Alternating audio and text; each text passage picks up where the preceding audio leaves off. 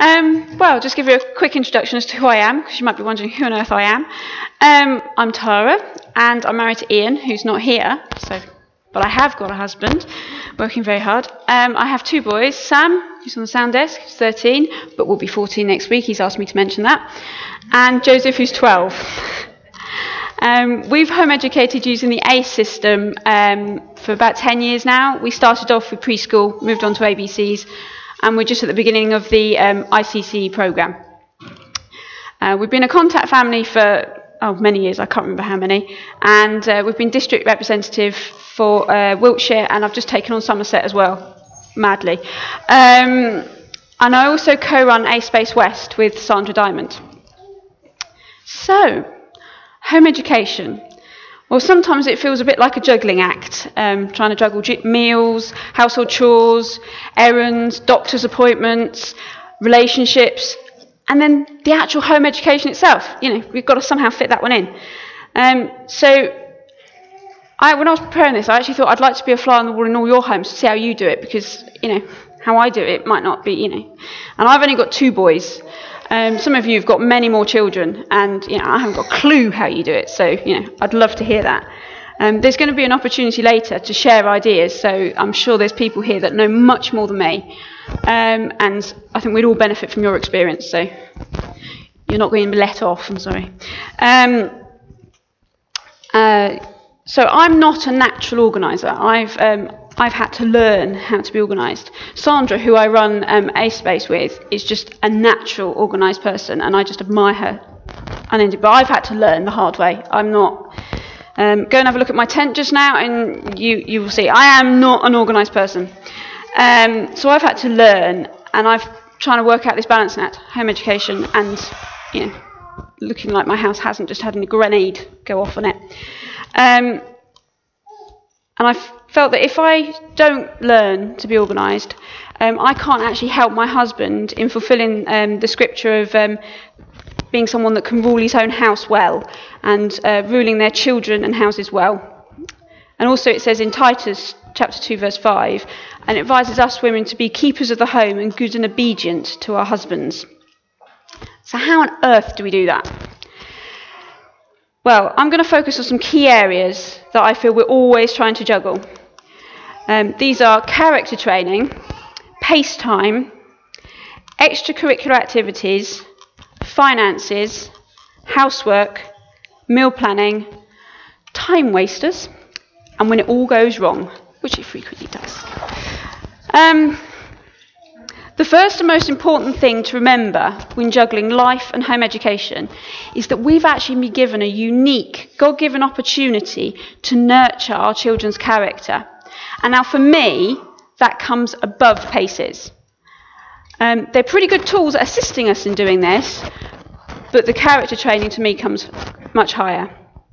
We don't want to end up with the judgment that Eli had in 1 Samuel chapter 3 verse 13, where it says, "For I have told him that I will judge his house forever for the iniquity which he knoweth, because his sons made themselves vile and he restrained them not." Now this speaks to me of where our children are well educated, but their Christian character is lacking. I'm sure Eli's sons knew the way of the temple, they knew everything, but they chose to live a different way in their hearts. Eli was aware of this, but he chose not to discipline them. So we should use the stuff that comes up every day as a training ground to mould our children's character. And this should always be in the forefront of our mind. And this way, even negative situations that crop up, we can turn them into positive situations. If we use them as opportunities to talk to our children about how Jesus would or would not want us to behave. Now, I've messed up more times than you care to believe here, and I've definitely shown my boys, as Sam will vouch for it, the wrong way to behave more times than I will care to remember. But he's given me an opportunity to show humility and go to them and apologise for the wrong behaviour, and ask their forgiveness and restore the relationship. So that has been a very valuable experience and a humbling experience for me, realising they're watching my every move. However, if we continue running around like a dynamite about to explode, maybe something needs to change to restore balance and harmony in your home. So let's have a look at some of these areas. So how do we organise our pace time? Well, for the first few years, we stuck religiously to the school timetable, 6 weeks, week off, 6 weeks. But we found those last 2 weeks, we were at each other like cat and dog. And I'm guilty as well as the boys, we're just niggling at each other. So I cut the timetable down to 4 weeks. So we do a 4-week pace week term and then have a week off. We have ourselves 2 or maybe 3 weeks at Christmas, and we have 2 weeks either side of Easter, and then we just have 4 weeks off in August for the summer holidays. So that's how we've worked it out. So we still got our quota of weeks in, but we've juggled it round. Then I had a light bulb moment. This freedom within our home education, we can actually change our week. We don't have to do a 5-day week. We could do a 4-day week, 3-day week, whatever. So depending on what activities you've got, you can change your week and condense your pace week down. Now, in order to do this, so that, I don't know if you've got this one yet, in order to do this, I stunned myself when I was writing this because I didn't realise I could do maths. But I've come up with this formula that I've been using for years and I didn't realise it was maths. To work out how to condense the week down so that you get the same amount of pace work done without falling behind. So what I would do is explain, we take the number of paces that we work on a subject and then I multiply it by the average number of pages in that pace. And that gives me the number of pages we need to work in that subject each year. Then I work out with my calendar how many days we're actually going to work. So I take into account holidays, bank holidays and stuff like that. And I work out how many days we're going to work. And then I deduct, this is a key thing to remember because I forgot to do this a few years, how many paces I'm going to work in that subject, because you need the pace test day, needs to be a separate day, you see. So you have to do that. Then I then divide the total number of pages we're going to work with the number of days we're actually going to work, and it gives you how many pages you're going to work per day. So if we flip on to the next slide, Sam, I'll give you a real life example, and someone can check my maths here because I might be wrong. But if you take 12 paces at 39 pages average, it equals 468 pages. So now if we have a 4-day week, and I'm going to work 36 weeks, that it gives us 144 days. And I take 12 days off for the pace test days, which gives me 132 days. So if I divide 468 by 132, it gives us 3.5 days. Now I always round up in this case, because there's always odd things that happen, so I'd rather they do a little bit more, and it counts for things like if they're sick or something, you keep on time, which gives us 4 pages per day. And you can change that if you want to do a 3-day week or whatever, it's the same idea. So that's just what I do. You can do what you'd like, but that's what works for us, and it keeps us on track. You can also start your day earlier than 9 o'clock. If you're up earlier. Yeah, I know, shock horror. We happen to be early risers in our family. We used to have chickens, so you tend to have to get up because otherwise it gets noisy. So we tend to get up early, and we generally start at 8 o'clock by the time I've dealt with animals and stuff. But you could start at 6 or 7 o'clock if you've got early children. Why not? These days, I'm sure many of you men here would realise that a 9-to-5 job is quite rare. So actually training our children to work a bit flexibly and start earlier is no bad thing. We're actually developing character in them and being able to get up and get on with the work they need to do. So, but I will say, for those of you who've got nursing babies or you have disturbed night's sleep, don't start early. Starting late is good. That's part of the flexibility of home education. That works.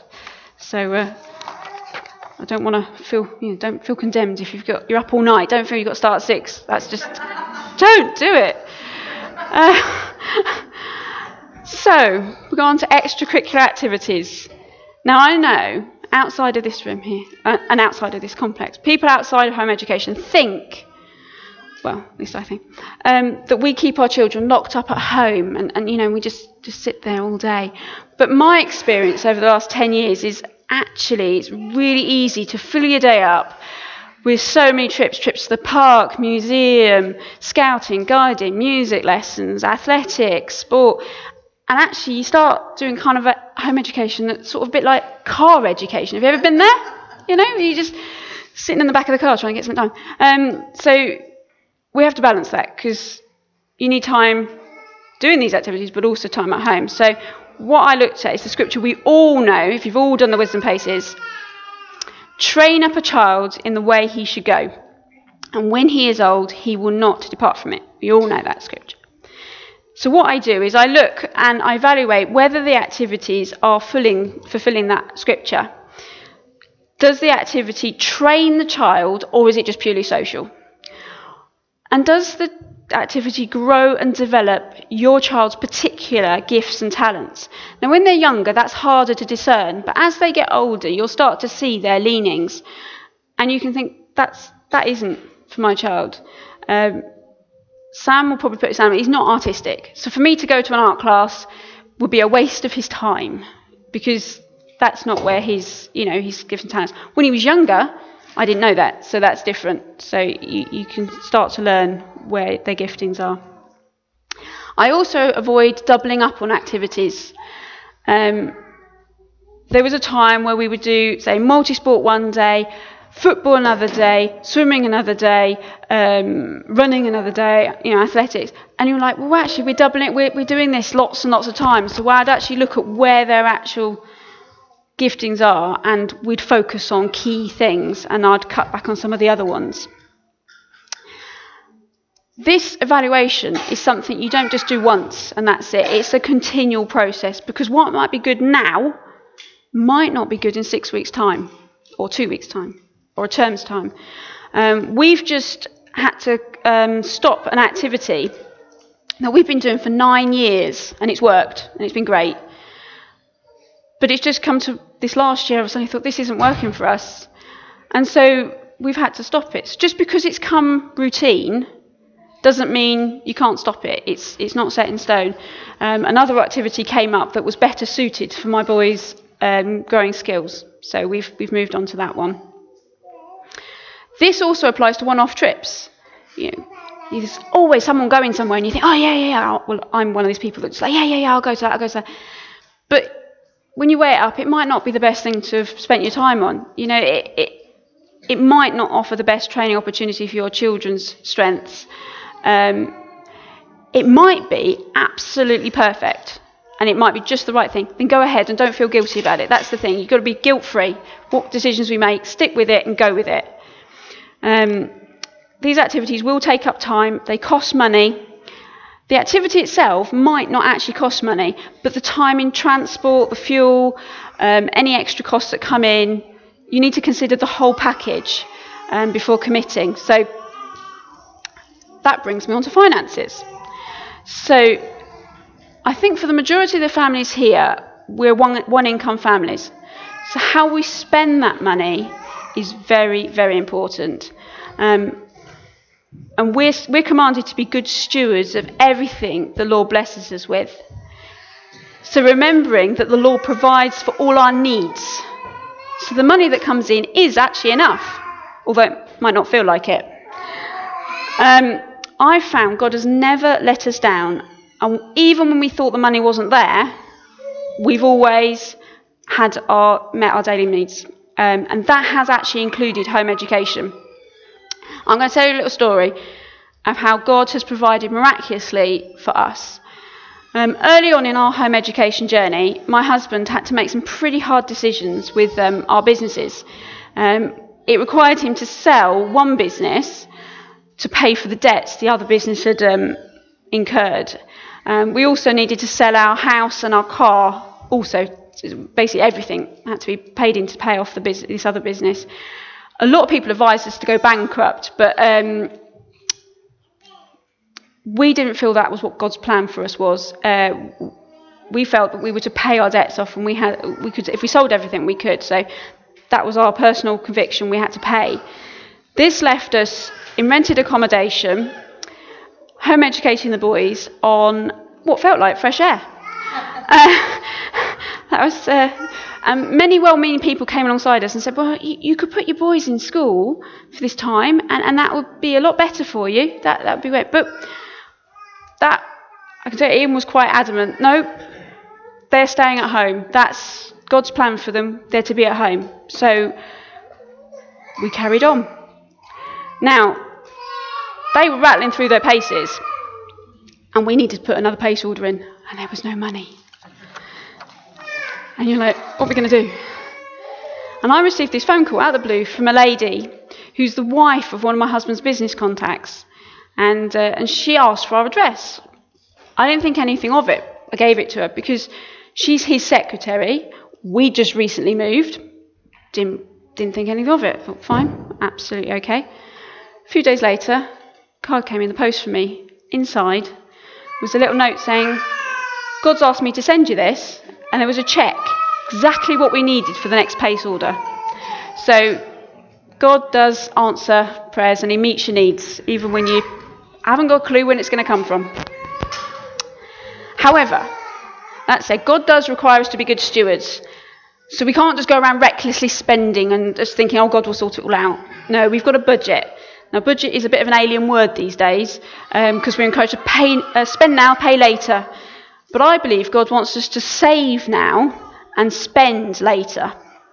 So we've had to learn the hard way to manage our finances. And so these are some of the lessons we've learned along the way I'd like to share with him now. We never had credit cards, and I praise God that we didn't. But if we had, that would have gone straight away. We continued to tithe any money that came into us at this time, and we still do tithe. No matter how little came in, we continued to tithe off of that. We believe that was, and I think there was some spiritual element in that, just to continue tithing. We calculated all our direct debits and any other outgoings and made sure that we paid these first. And we cancelled anything that we didn't feel was a need. So anything that wasn't essential that was going through, we just got rid of those. We looked at all our insurances, utility bills and anything else, and we checked them against comparison websites to make sure we were getting the absolute best deal. And we always keep checking those because they're always changing. There's great comparison websites. The money we had left after we paid all these bills, we actually drew that out in cash. And it's quite sad. I have these little jam jars and I put them in little pots, split it up between fuel and food, basically. And we have another one for just any other incidentals. Actually physically getting the money and spending it and handing it over really makes a big difference in how you think about your money. And also when you go around the supermarket, you ladies, and you know you've only got so much money in your purse, it makes you think about all those extra little chocolate bars and things that might not go. They don't happen because you just think, no, they're extras. So watching the money go down makes a big difference. And my biggest learning curve was fuel. I had no idea before this point, when you just do it on the card, how much money goes on fuel and how much journeys cost. So it made, going back to the extracurricular activities, that made a big difference on me because I was like, that's going to cost me so much money to go there. Whereas before I hadn't really covered that. If the pots ran dry, there was no dipping back into the bank account and it stops you overspending. So that's quite tough at the end of the month when the pots are starting to run empty. But we still always managed to have food. That was important. Now some months, miraculously, and I don't know how this has happened, but we had money spare. And instead of spending this frivolousness, oh, I can go and get this. No, what I did is I actually put it in another pot. I'm really sad with my little pots. Put it in another pot. And I let this mount up. And then it seemed to always be that I had enough money in that pot for the next pace order. So I just, somehow it works. God's in that one, but we always seem to work it out. So it eased the burden off Ian having to find extra money for paces and any other bits we needed. I also found another way to get a little bit of money was I declutter things that the boys no longer want, and well, anything in the house really. Nothing's precious in our house. And I will eBay it, and that means I get some money in the PayPal account for other things. Free Cycle has been a great way for acquiring things you need. We've actually, my husband thinks I'm mad because he doesn't know what we're going to come home to, but I managed to acquire our kitchen units, our kitchen units were falling apart, and our landlord wasn't going to replace them. So I one day said, Ian, we're going out this weekend and we're getting the kitchen units, and we replaced them. So we also managed to get a drum kit for my other son, and we've also got a multi-gym from Free Child. These mad things that Ian just doesn't have a clue what we're doing. I think he thinks he's married a mad woman. But we've also managed to declutter things, and it's really good, particularly if you're in a situation where you haven't actually got much money. By actually thinking, who can I bless this with? Put it on Free Cycle, you can give it to someone, and you're actually helping people in your community and being a blessing. So I found that really, for me, quite nice to think that I'm giving back to people. Also, whenever you want to go and buy something new, look in the charity shops first, or eBay, because you might find you can get something there at a really good price. So all this talking about decluttering and selling things, I'm going to talk now about housework, because as you've probably guessed, decluttering is quite a major aspect of my life. Well, I've got two boys. They're continually growing out of clothes and stuff that just accumulates. We've always got stuff to get rid of. So if you came around my house, you'd always find piles of things, either whether Free Cycle, eBay, or charity shop. You know, I'm constantly on the verge. No, they're not ironing piles. They are actually about to go. But there is an ironing pile as well. But so I find it's really important to keep our houses in some sense of order, because it says in Titus chapter 3 verse 1 to be ready to do every good work. And the way I see that is the state of my home at any given moment is really a reflection of my readiness to be ready to serve God. How can I entertain people or invite people around if there's nowhere to sit, or you can't get around the table, and not to think about you couldn't even let them look at the kitchen? You have to have a sense of order in your home. And if, say, God prompts you that you've got something to go and give to someone, to bless someone, like a book or something, if you can't find it, you're not going to be able to be at the right, you're not ready. So I find it's very important to be ready for God. So once you've decluttered and sorted out the room and you can actually see the floor and the surfaces, the cleaning does need to happen. So the way I did that, and it's very sad, but I had to come up with some charts to organise myself. I'm a list person. I don't necessarily get everything done on the list, but at least I've got an aim of what I'm going to try and do. And also, there was a sneaking suspicion. If someone says, "Oh, what do you need doing?" just hoping, that I can go, "Oh, this needs to be done," and I'm not going to get time. So, it's kind of a plan. Now, I can't claim credit for these lists. I've got them off the Fly Lady net website by Marla Silly. Great lady. You need to look at her site. And a book that I got many years ago when I came here, What Every Child Should Know Along the Way, by Gail Martin. And it's got a really handy list of tasks that your children can do from really young. Your really little children can do simple little tasks like just empty their bin or something, up to 18. So they go up all the way through as to what sort of tasks they can do. Brilliant, because you don't necessarily know what can my child actually do at this age. When they're really little, you sort of don't think they can do anything, but they can. So as you can see, you haven't gone. Next one, Sam. My sad little charts, you're going to see. So I split the day up. So I've got different things I aim to do. I'm not miracle woman here. I aim to do these things each day in on that 15 declutter, that's actually 15 minutes. So I literally it's a 15-minute whip round, because we don't have hours, do we, ladies? It's kind of, so everything's done very, very quickly. It's not a massive thing.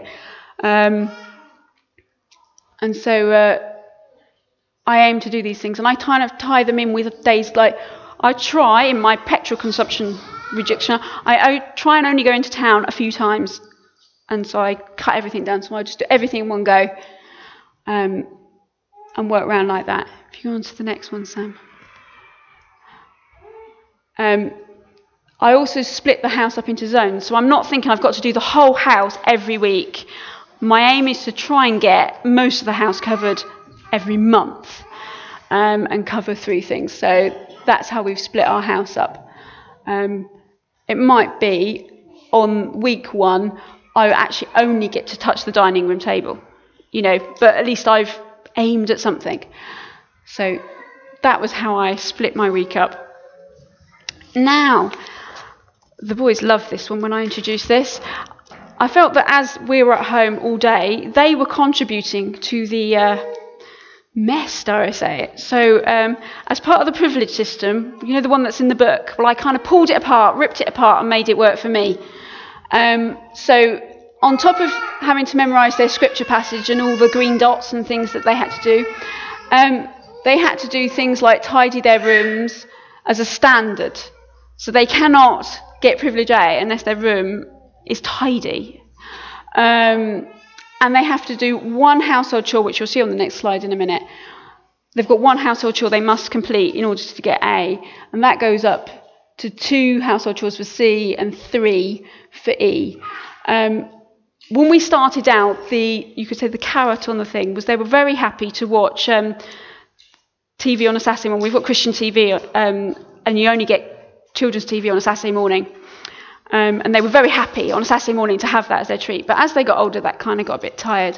So now, I'm afraid money and computer time has been the reward. So again, look at what your children like, and you can tailor it. And that generally changes all, that's the thing. Because if I start to find things are waning, it's changed the carrot. So if you can move on to the next one, Sam. And these are the tasks at the moment. These are the sort of tasks they're accomplishing.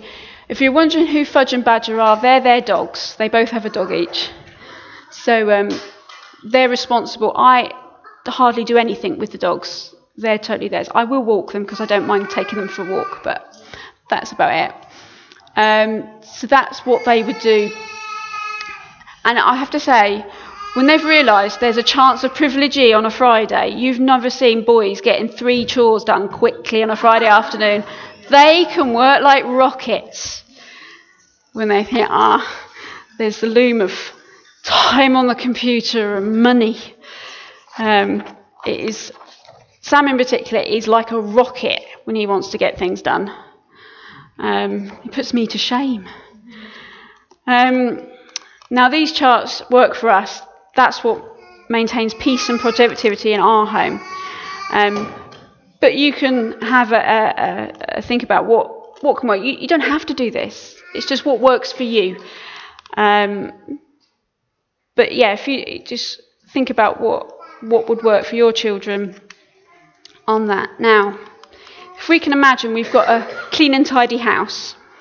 Well, we can just imagine we've got a clean and tidy house. And we need to be well fed. Now, I'm a firm believer in cooking from scratch. Not only is this healthier, as you avoid all the additives and preservatives, but it actually is cheaper, which helps the budget go further.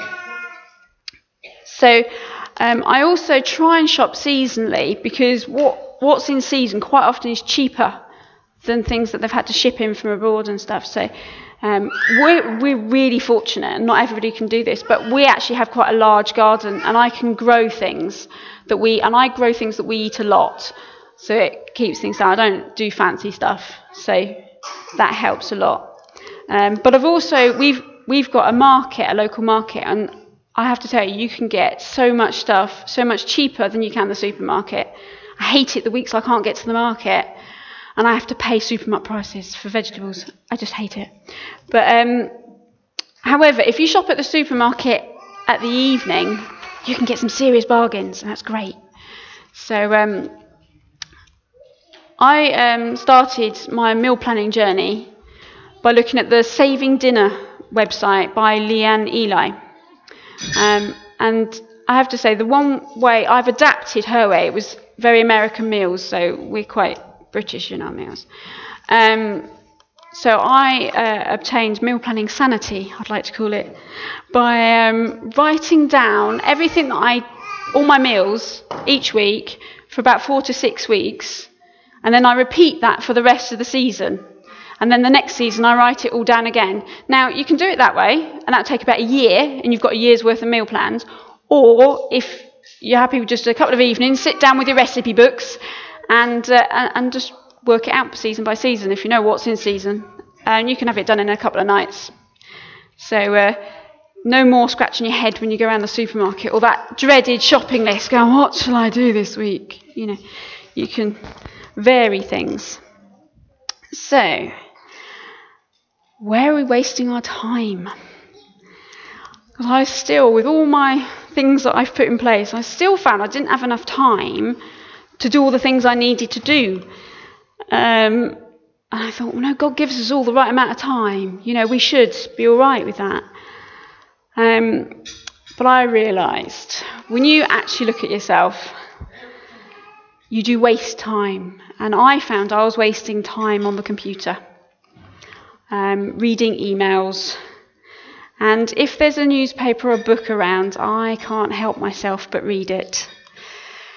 So I've had to discipline myself, and I've said to the boys, I always say, work comes before play, and I've had to do that myself. So I have to say, when there's a book, I'll put it down. No, don't look at it. Hide it. Don't let me read it. And I've been surprised at how much time I've been able to free up to actually get things done. It says in Ephesians chapter 5, verses 5 and 6, that we should serve and be obedient as to Christ, not with eye service as man pleasers, but as servants of Christ, doing the will of God from the heart.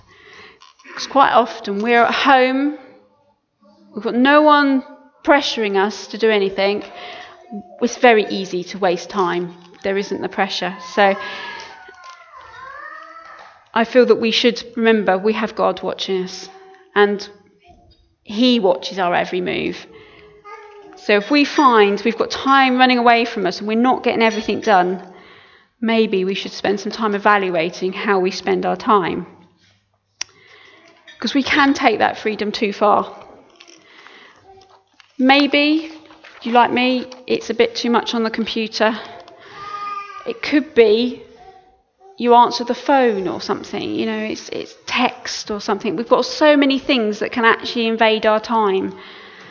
It says in 1 Peter chapter 2, verse 15 and 16, "For so is the will of God, that with well-doing ye may put to silence the ignorance of foolish men, as free and not using your liberty for a cloak of maliciousness, but as the servants of God."